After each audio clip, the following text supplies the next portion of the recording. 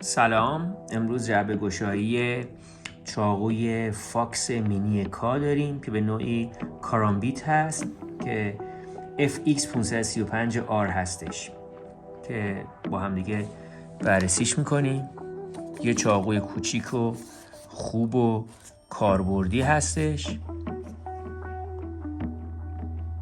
که به رنگ قرمز هم هست.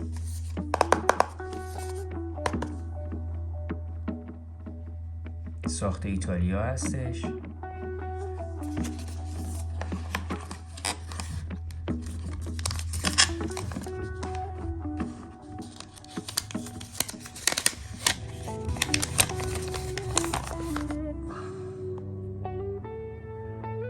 راجب گارانتیش و این چیزها هست.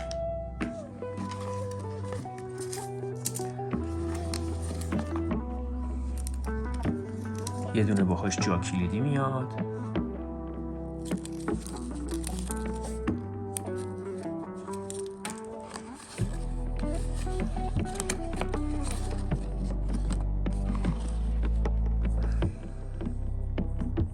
این هستش.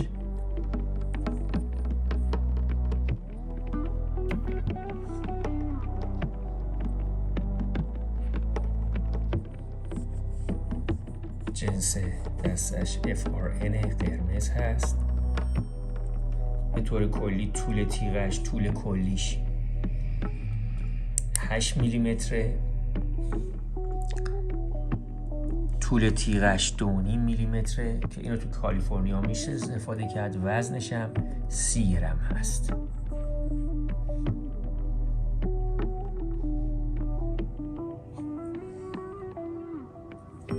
ساخت ایتالیاست.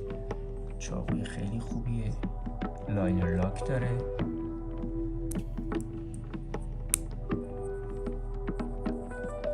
که به صورت یه دست هم باز میشه.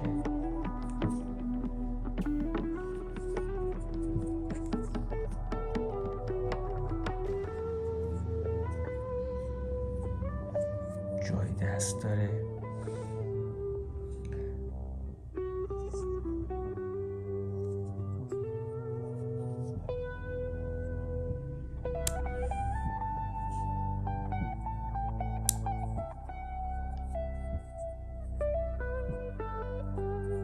یه جای حلقه هم داره.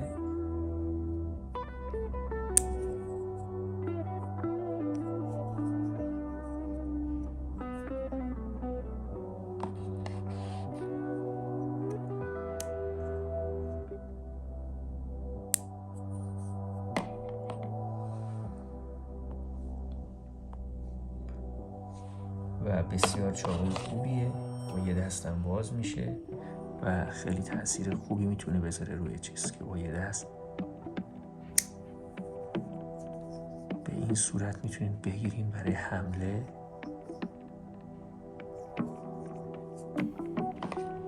برای جای باز کردنم بسیار عالی هستش.